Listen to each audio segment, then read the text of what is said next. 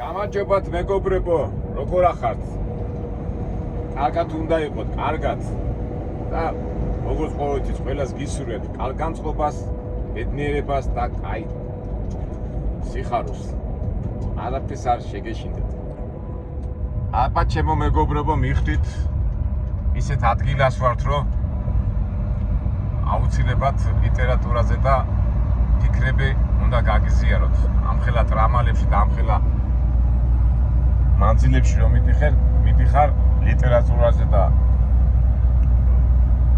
იმ ფიქრები თუ არ გადმოგეცით, რაც მე მომდის, არ გამოვა, ხო? ეს არაერთხელ გაგუკეთებია და ეხლაც ვცადოთ. სანამ დავიწყებდე ლაპარაკს, იცი რა მინდა გავიხსენო, იმ დღეს ჩემ მეგობართან ერთად საუბრობდი და ხო იცით ახლა ასაკოვანი ხალხი, ასაკოვანი ხა მე ჩემ თავს ასაკოვნად არ ავთვლი, მაგრამ ხსენებ ხოლმე რა, წარსულს და ჩვენ დროს იყო ხოლმე ბავშვობაში, ხა ბევრი დამეთანხმება, ეხლა ამდენი ტექნიკა და ამდენი ონლაინები ხო არ იყო და იყო რადიო სახში, ყველას ჰქონდა რადიო, ასეთი პატარა ხუთივით იყო და საათზე გიმნით იწყებოდა და მთელი ინფორმაციური ასე როგორც ხდება ხო მიდიოდა და ბავშვებს ძალიან გიყვარდა 9 საათი რომ მოვიდოდა. ესე იგი 9 საათზე იწყებოდა ძილის პირული და გამოდიოდა მსახიობი, ახლა ვერ ვიხსენებ, ახლა მაშინ მსახიობები გამოდიოდნენ და 15-20 წუთი ზღაპრებს ყვებოდნენ, რაღაც საინტერესო ისტორიებს და ამით მე გვემშვიდობებოდნენ და ჩვენს ბავშვები და ისინი კმაყოფილები და ბედნიერები ვიდიოდით დასაძინებლად. ისინი უამრავი ხალხი გროვდებოდა, უახავი ყველა ბავშვებს ეს უხაროდა და აი უკვე ამდენი წლის, 50, რამდენი წლისა ვარ ახლა მე ხო გავიდა და ეხლა რომ ხდები ხოლმე, ეხლაც რო თქვი რომ მეგობრებთან რო საუბრობთ ხოლმე, აი ზატომაც ეს გამახსენდა რა. და მე დავამატებ რა მაგარი იყო, ესე იგი როგორ მოახერხა ამ გადაცემამ მთელი თაობების გაზდა და აი შეგრძნების შექმნა, რასაც ქვია, აი ერთი სული ქონდა რომ როდის მოვიდოდა 9 საათი რომ მოგესმინა იქ ნაამბობი ამბავი.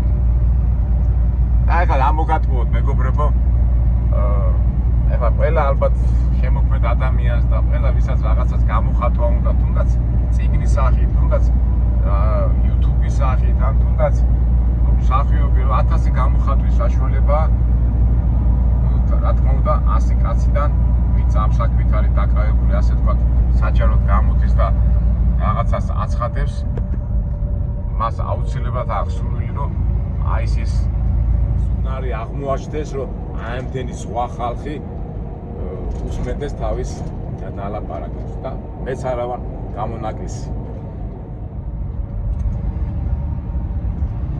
დღევანდელ ახლა დღე თემა, ჩვენ გახსოვთ წინა ვიდეოებში განვიხილეთ მიხეილ ჯავახიშვილი და იქ მე რამდენჯერმე ვთქვი რომ და მე კომენტარში ერთ-ერთმა მითხრა რატო იძახიო რომ მიხეილ ჯავახიშვილი ავანტიურისტი იყო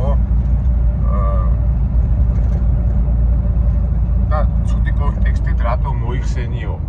ეხლა მე ავანტიურისტი სიტყვა რო გაშიფრო არის ცოცხალი ადამიანი, ენერგიული ადამიანი, რომელიც რაღაც გარკვეულ რისკებს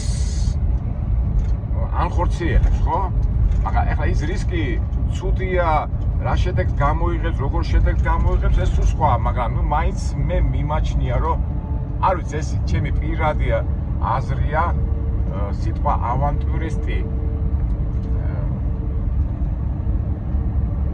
ცუდი უარყოფითი კი, თუმცა უარყოფითად აღნიშნავენ ხო, მაგრამ ჩემი პირადი ხედვიდან გამომდინარე, ეს უარყოფითი რამ არ არის. მე ვთვლი, რომ ეს არის აქტიური ადამიანის ეს მანქანა სად მოვიდა, ეს ლამაზი ისმინდოდა გადამეხვდა, ხო? აქტიური ენერგიული ადამიანის გამოხატვის საშუალება. იმიტომ რომ ეს არის ავანტიურისტები ძირითადად მაინც არიან უფრო ენერგიულები, სიცოცხლის მოყვარულები და მიხეილ ჯავახიშვილის რო თქვი, თქვენ გახსოვთ ხო, მაგას 3 გვარი ქონდა, მერე გახდა ბოლოს ჯავახიშვილი და ადამიანი 3 პასპორტი დადიოდა და ბევრი ადამიანი მაგას ვერ გაბედავს, ხო, რაღაც ასეთი რო არ ქონდეს ეს შინაგანი ბუნება და ბოლოს წავიკითხოთ მისი უნიკალური წიგნი კვაჭი-კვაჭანტიაძე. შენ ეს ავანტურისტული სიტუაცია, ავანტურისტული ბუნება, ავანტურისტული ხასიათი თუ არ იცი, ასე წიგს ვერ დაწერ რა. აი როგორ ფიქრობ, მეგობრებო? ხომ ეთანხმებით, ან თვითონ შინიდან მაქონდეს, გარედან რაც უნდა ნასწავლი იყო, შინაგანი ის თუ არა გაქვს, ასე წიგს ვერ დაწერ. კვაჭი-კვაჭანტიაძე. აი მე პირადად, აი ახლა მე ვცდილობ ხოლმე ძალიან ბევრი წიგნი წავიკითხო და გავეცნო, მაგრამ აი რო შეადარო, აი მიხეილ ჯავახიშვილი, აი როგორ აქვს აღწერილი ამ აქტიური კაცის ცხოვრება და სხვადასხვა კომბინაციები, მე მაგალითად აი ვერ ხვდები რა. შეიძლება აი მაგათი აი რა ქვია იმას მონტე კრისტო, ხო? ნუ მაგით ავანტურისტი იყო, მაგრამ ისეთი ავანტურისტი არ იყო როგორც კვაჭი. ან თქვათ დონ ჟუანიც იყო, მაგრამ ნუ დონ ჟუანს ცოტა სხვანაირი მიზნები ჰქონდა. ეხლა დონ კიხოტი რო ჩათვალო ავანტურისტად ის რაინდი იყო და თუმცა სერვანტესიც თავისი ცხოვრებიდან გამომდინარე ავანტურისტად შეიძლება ჩათვალო. მაგრამ ყველაზე იმიტომ რომ მე ქართველი ვარ და აი მე მაგათ რო ვადარებ, არ ვიცი, აი კვაჭი-კვაჭანტიაძესნაირი რომანი და იმდენი ამბები, სიტუაციები და კომბინაციები, რაც მანდ არის განხილული, მე არ მეკულება. ხო, აი ერთადერთი შეიძლება აი ოსტაპ ბენდერი შევადაროთ ეს ილფი და იპეტროვის 12 წამში და ოქროს რა ქვია ხბოში რო აქვს აღწერილი, ეს შეიძლება შევადაროთ ოსტაპ ბენდერი, მაგრამ მე პირადად მიმაჩნია რომ კვაჭი-კვაჭანტიაძე არის უნიკალური და რა ვიცი, მე პირადად ერთი 5 ჯერ მაინც მაქვს წაკითხული და ეხლა ბოლოს წავიკითხე გასო წინა ვიდეოში რომ ვამბობდი და განვიხილოთ ეს ავანტურისტული ბუნება. ნუ უბრალოდ არ ისეთ უარყოფითად იმიტომ უყურებენ ახლა ჩვენ კვაჭისებას მე არ დავიწყებ ახლა მოყოლას. ეს არის მოკლედ ვთქვათ ენერგიული, აი ენერგია რო არ უთავდება, მაგრამ უბრალოდ საქმეს რო აკეთებს, უკვე გადადის ზოგჯერ ძალიან როგორ ვთქვათ დაუნდობელ ფორმაში. თუმცა ეს არ უნდა, ეს საქმე ითხოვს. ეხლა ეს მართალია თუ არ არის მართალი, ამის განკითხვაზე მე არ გადავალ. ეხლა ზოგიერთი მეტყვის აი რელიგიური კუთხიდანო ეს მართალია თუ არა, რა თქმა უნდა, ეხლა როცა ადამიანს ჩაგრავდა არავ სიტყვაზე კომბინაციიდან გამომდინარე აზარალებ, ეს არ არის სწორი, მაგრამ უბრალოდ ავანტურისტებში მე მიყვარს აი ეს ენერგია, დაუღალავი ენერგია, რომელიც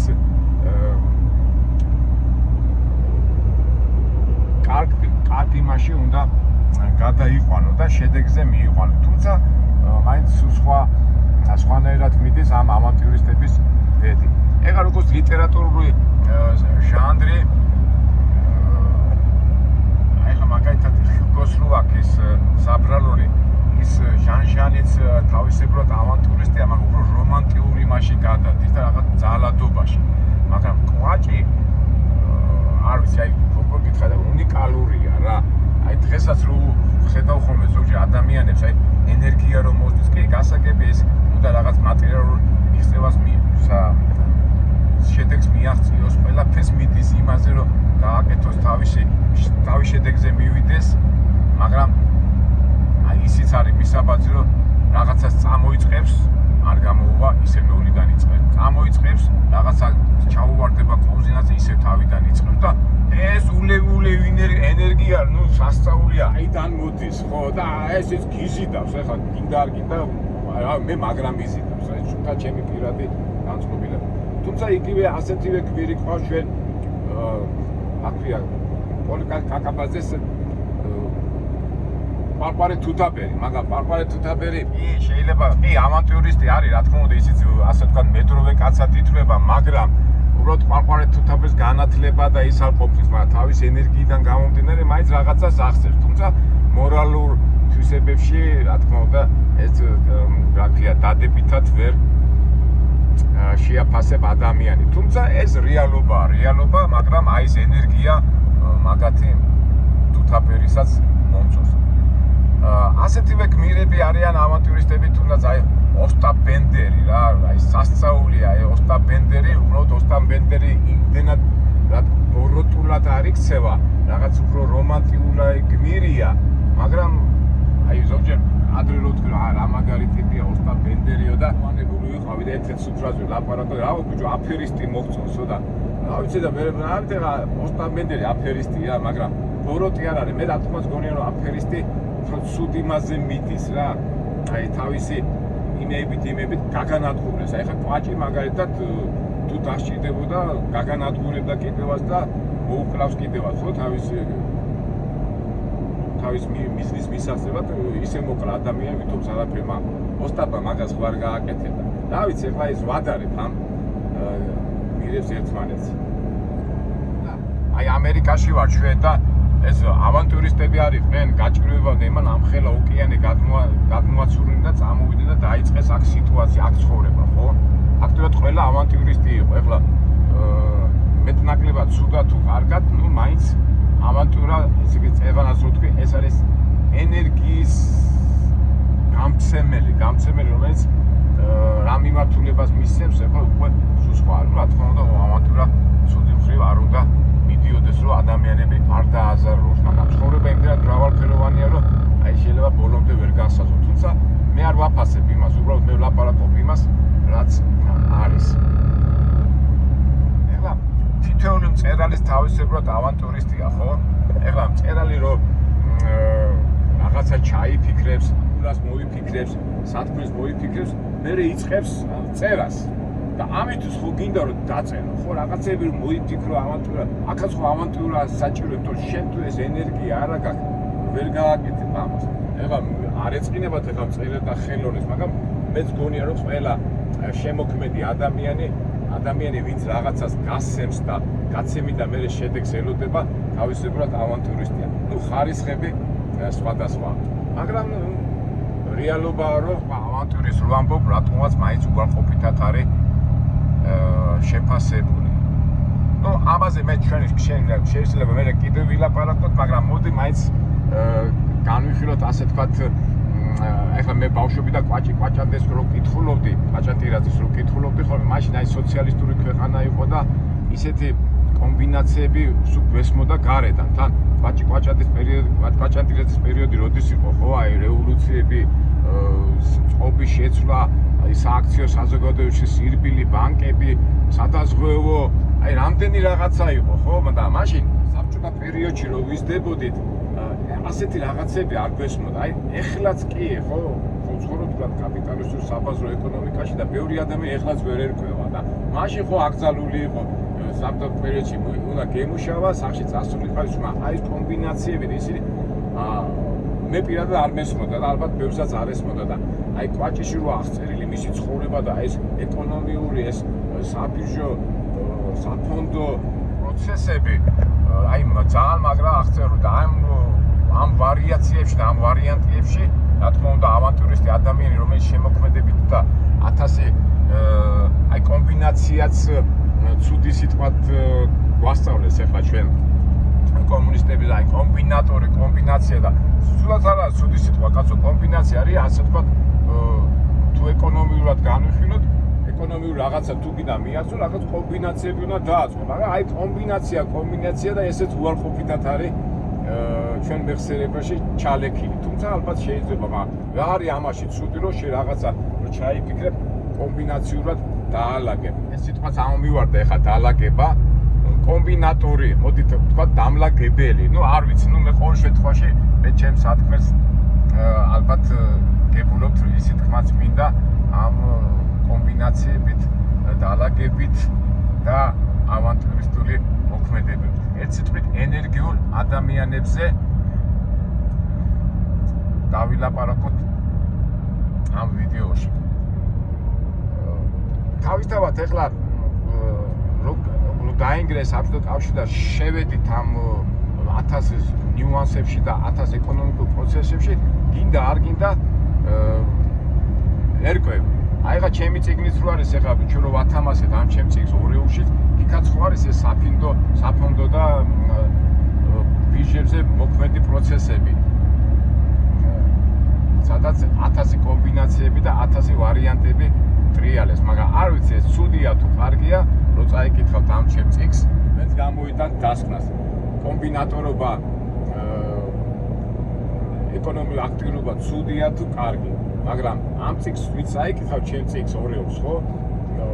ალბათ მეც უკვე ავანტიურისტი გამოვა. თუმცა მე არ უარყოფ, რომ ეს ავანტურისტული სული და ბუნება მე ყოველთვის მაინტერესებდა, იმიტომ რომ მარტო მაინტერესებდა, არამედ სწავლობ კიდევაც, იმიტომ რომ იქაური მაგალითები ჩვენ ცხოვრებაშიც უნდა გამოვიყენოთ. რა თქმა უნდა, ისე რომ არავინ არ დავაზიანო. თუმცა ეს მარცვალი თუ არ იქნება ამ ავანტურისტული და კომბინაციური მოქმედების სურვილი, რა ვიცი, ეჭვმეპარებო რომ ადამიანმა რამე წარმატებას მიაღწიოს. ეხლა ავანტურისტები დადებითები არიან თუ ეს უარყოფითები, ეს უკვე სხვა თემა, ამაზე დიდი ბევრი შეგვიძლია ვილაპარაკოთ ამ თემაზე, მაგრამ უდაოდ რომ ნიჭიერები არიან, ეს ხო ფაქტია და ამ ნიჭიერებას ვერ დაუკარგავ. რომელიც ასე ვთქვათ, მათ ცხოვრებას რო განიხილავ და უყურებ, რაღაცა გინდა არ გინდა, კარგია და ცუდი მუხტი მოდის. რა ვიცი, მე ასე ვთქვავ და რა ვიცი, თქვენც ალბათ არ ვთქვათ მასე. ნუ ერთ სიტყვით მოდი, 1-2 ავანტურისტი, ნიჭიერი ავანტურისტი განვიხილოთ და როგორ შეხედავთ, ეს უკვე თქვენი ამბავია, მაგრამ მე ყოველ შემთხვევაში აი მათი ნიჭი და ენერგია როგორ გითხრათ, მიზიდავს თუ არ მიზიდავს, მაგრამ ინტერესი იწვევს და სულ რაღაც აღთქმანების ნიშნებიც მაქვს ასეთი ადამიანების მიმართ. ნუ ეს უკვე სუფთა ჩემი სუბიექტური აზრია და უკვე დანარჩენი უკვე მე რამდენჯერ ვამბობ, უკვე თქვენ თვითონ შეაფასეთ.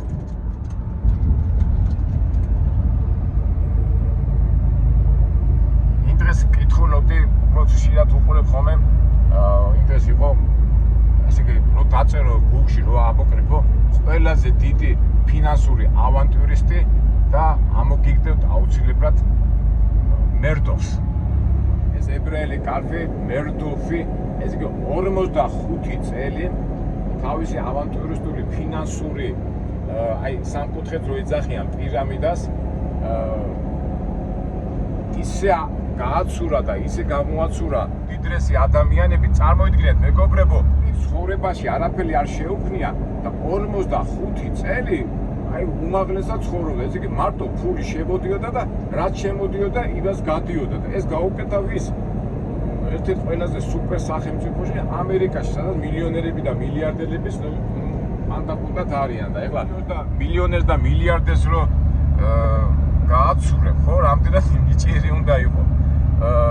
ნუ მე მოკლედ გეტყვით, ახლა თქვენ იცით ხო პირამიდის პრინციპი როგორ არის, თქვა სიტყვაზე შენ გაქვს თქვა $10,000 ჩადებ იმ ბანკში არ ჩადებ, თქვა არის რაღაცა საფინანსო ორგანიზაცია და ის 10,000 თვეში მე თქვა პროცენტულად გაძლევს, თქვა 10,000-ში რომ მოხდეს ახლა 500-600 ისა 10,000 თქვა რამდენი პროცენტია სიტყვაზე 6% $600 არაფერში იღებ ხო? კაია, თუ ბანკი გაძლევს $300 ეს გაძლევს $600 და ეხლა ტიპები ვისაც აქვს მილიონები, მილიარდები და არ იციან საჩადო, არ მიაქვთ არ მიქონდათ ეს ფული ბანკებში და მიქონდათ მერდოფის საფინანსო ორგანიზაციაში და წარმოიდგინე ისეთი რეკლამა და ისეთი როგორ გითხრათ, ისეთი მარკეტინგული პროცესი ჩაატარო, რომ მილიარდერები და მილიონერები მოხდათ მაგათთან ფულთა, ისა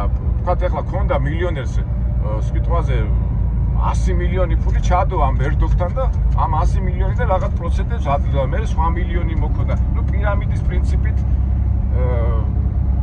მუშაობდა და წარმოიდგინე 45 წლის განმავლობაში ტიპს არაფერი არ შეუქმნია და ანაწილებდა ამ ფულს. რა ვიცი, ძალიან მაგარი ბევრი დოკუმენტური ფილმებია მერდოფის შესახებ და მგონი 2 წლის წინ თუ 3 წლის წინ გარდაიცვალა. ეხლა ცუდია თუ კარგია, აუცილებლად მაგარი ავანტურისტია, ხო? ეხლა შენ იცი რომ ეს საბოლოო ჯამში პირამიდის პრინციპი რა არის, რომ ეს იბუქება, ერთ დღესაც გასკდება როგორც შამპუნი. მაგრამ პირამიდები ძირითადად წერდებოდა 5-6 წელი და მერდოფმა გაძლო 45 წელი რა. პირების რამხელა დონია რა. ნუ რა თქმა უნდა ბოლოს კი დაიჭირეს და ისა, მაგრამ ნუ მე უბრალოდ ავანტურისტულ და აი ამ ენერგიაზე ვლაპარაკობ, რასაც ქვია მოკლედ რო ვთქვა ავანტურისტობა. ერთ მაღალ ავანტურისტულ მიღწევად ითვლება ვიქტორ ლიუსტიკი. ვინ იყო ეს ვიქტორ ლიუსტიკი? გაგიკვირდებათ. აკვირების გარდა როგორ მოახერხა ამ კაცმა ეიფელის კოშკი, აი წარმოიდგინეთ, ეიფელის კოშკი, პარიზის სიმბოლო და რა ვიცი, სასწაული ორჯერ გაყიდა. ეხლა ეს ვიქტორ ლიუსტიკი იყო ერთ-ერთი საშუალო დონის მეწარმე და გაზეთებში რაღაცა წაიკითხა, რომ ეიფელის კოშკი ეს ხდება 20-იან წლებში, ძალიან აუშნოებს, რა ქვია იმას, პარიზის ხედს და უნდა დაიშალოს როგორც ჯართი. ეხლა ვიქტორ ლიუსტიკმა იფიქრა და ისეთი რეკლამა აწარმოა, რომ დააჯერა ჯართის და მეტალის წარმოებლები, რომ იაფათო ძალიან მოგცემდა ეიფელის კოშკშიო და ტიპმა იცი ხა რა უთხრა ამისთანა რა გააკეთა და რა მარკეტინგის გააკეთა და ერთ-ერთმა საფრანგეთის რომელიღაცა დიდმა მეტალურგიულმა ქარხანამ 250,000 ფრანკად იყიდა ეიფელის კოშკი თუ 2 მილიონი რაღაც სასწაული და მე მოწყდა ეს ისა. წარმოიდგინეთ, გავიდა 5-6 წელი გახმაურდა ეს მისი ეს ავანტურისტული ამბავი, რომ გაყიდეს ეს ისა, რა ქვია, ეს ეიფელის კოშკი, მაგრამ ვინც იყიდა, ის ხო არ იფათიგზნო თავი და არ განაცხადა ვინ იყიდა, იმიტომ რომ კი რაღაც კომპანიამ კერძოდ ვინ გადაურიცხა ფული და ვინ ამას არ აცხადება, იმიტომ რომ შერცხვა იმას, იმიტომ რომ ეს როგორ ეიფელის კოშკი როგორ გამაყიდინესო და მისი გვარი უცნობია დღემდე. ახლა კი ზოგადად იციან, მაგრამ ახლა როგორ აიციან ვინა, მაგრამ აი ზოგადად მასიურად მისი გვარი და სახელი უცნობია. გავიდა წეღანაც რო თქვი 5-6 წელი, უკვე ეს გახმაურდა ეს ამბავი და ისევ ვიქტორ ლიუსტიკი დაბრუნდა საფრანგეთში და ეიფელის კოშკი ვიღაც კომპანიას მიყიდა რა. ესე იგი კაცმა ორჯერ გაყიდა ეიფელის კოშკი. ესე იგი რა გააკეთა ამისთან, როგორ გააკეთა, თუმცა მეორე გაყიდვაზე უკვე ეს კაცი დაიჭირეს. არ ვიცი ეხლა თქვენ როგორ, მაგრამ ხო არის ნიჭიერი კაცი. ნამდვილად ნიჭიერი კაცი. ეხლა წარმოიდგინეთ, ეხლა თბილისის რა ქვია ანძორო ვინმე მიყიდოს, ხო? აი რაღაც ფანტასტიკური თემაა. ეხლა ავანტურისტები ძალიან თავისი კვაჭური აზროვნებით ძალიან ჭკვიანებიან ეკონომიკურ სფეროში ტრიალებენ, ხო? ეხლა მოპარვა ძალიან პრიმიტიული რაღაცა, მაგრამ კომბინაციაში რო ჩაატარებ, ეს ძალიან უმაღლესი დონია და განსაკუთრებით ეს პირამიდის თემა და ასეთი ცნობილი ავანტურისტი იყო ჩარლზ პინზი, მაგრამ ეს როგორც ჩარლზ პინზმა ეს შექმნა ეს პირამიდების პირველი შემქმნელი იყო მსოფლიოში. ეს ეხლა მერდოფი და ისინი მერე გამოჩნდნენ ამ პირამიდებზე, მაგრამ ამ ჩარლზმა პინზმა ამერიკაში ტრიალებდა და დიდი აი ეს სისტემა მან მოიგონა და ერთ-ერთი ლეგენდა, აი მაგაზეც თუ წაიკითხავთ წიგნს, პინზი პირამიდების შემქმნელი, ისეთი ელეგანტური, ლამაზი, მშვენიერი ადამიანი იყო და აი 15 წლის განმავლობაში კომპანიებს აი ატყავებდა არა რა, ისე კომპანია ამ პირამიდაში თვითონ მიდის, ხო? სხვერპლი კომპანია ხარ თუ კერძო პირი და თვითონ მიგაქვს ეს ფული, მაგრამ ეს ფული უნდა მოიტანოს, ხო, კომპანია და იმდენად ჰქონდათ ეს რა ქვია დახვეწილი ეს მარკეტინგის და მიზიდვის საშუალება, რომ აი მანდ არის მაგათი ნიჭიერება. და სისტემაში ძალიან ცნობილი იყო საბჭოთა კავშირი დაიგზა, ეს იყო რა გვარის არის მავროდი გეხსომებათ, ხო? მაგრამ მანდ ახლა მავროდი მისარგებლა, მაინც საბჭოთა კავშირი ახალი დაანგრეული იყო და ხალხი არ იყო გათვითცნობიერებული ამ ეკონომიურ იმეებში, რა ქვია, პროცესებში და ეს პირამიდა შექმნა და გახსოვთ არა ეს ფული შექმნა MMM იყო ასეთი ორგანიზაცია თეს საბჭოთა სივრცეში და ეთელი ფულები დააგროვა და მაგრამ მავროდიმ მგონი 3 წელი თუ 4 წელი ვერ გაწვა, მე უკვე დაიჭირეს. ისეთი თავხედი იყო, არა კაცო, მე ხო არავითარ არ დამიძალებიაო, თვითონ მოკადა ჩემთან ფულიო და ეხლა რო დაფიქრდე, ლოგიკაში მართალია, ხო? ესე იგი, შენ ფული მოგაქვს, რომ პირამიდაში ჩადო და მავროდი ეძახი ჩემგან რა გინდა თუ მე ხო პროცენტებს გაძლევდითო და ასეთი თავისებური სპეციფიკაა და ცუდია თუ კარგია, იცავდა მე არ მომიყარიაო. ამ მავროდი მგონი 10 წელი თუ 15 წელი ციხეში იჯდა და შაშა თუ შაშათე გარდაიცვალა. ერთ სიტყვით კვაჭატირაძედან მარყვარე თუთაფერიდან და რა ვიცი მერდოფიდან და პილზენიდან აი ეს განვიხილეთ ეს ავანტურისტული სული. რაღაც მე პირადად ეხლა რო უსმენ ასეთ ისტორიებს, ასეთ ამბებს, რაღაც აი სპორტული ჟინი მიზიდავს რა. ეხლა მე არ ვამბობ შულერებზე, კარტის მოთამაშეებზე, მე ბანკოს მოთამაშეებზე, 1000 კომბინაციებზე და მაგიც უნდა განვიხილოთ ჩვენ აუცილებლად, მაგაზე ჩვენ ეხლა ლას-ვეგასში რომ მოხვდებით, შულერებზე და კარტოშნიკებზე და აი ესეთ 1000 მახინატორებზე, ვინც კაზინოებში მუშაობენ, ვინც კაზინოს ავანტურისტებს ვეძახი მე მაგაზე მომამზადებ თემას და ლას-ვეგასში რომ მოხვდებით, მაგაზე ვისაუბროთ. აი ასე თუ ისე ჩემებურა ჩვენ სტილში ცოტა განვიხილეთ ეს ავანტურისტული ტიპაჟები, ლიტერატურით დავიწყეთ, მაგრამ რატო შევეხე ხა ყველა ასე თუ ისე ცოტათი ყველა შევეხე, იმიტომ რომ მე რომ მკითხო ავანტურისტი ყოველთვის უნდა იყო ნებისმიერ სფეროში, რა თქმა უნდა, უკვე მეორდები, იმიტომ რომ ეს არის მამოძრავებელი ძალა, ეს არის სიცოცხლის ძალა, ეს არის ენერგია და ეს ავანტურისტული და როგორ გითხრათ,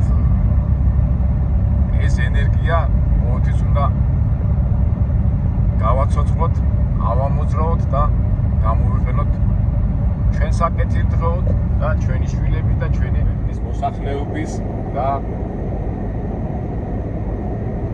ერთ სიტყვით ბევრი თავი რო არ შეგაწყინოთ, ვიყოთ ავანტურისტები და არა, ავანტურისტები კაი გაგებით, რომ გამოვადგეთ ჩვენ ქვეყანას და ჩვენ მოსახლეობას.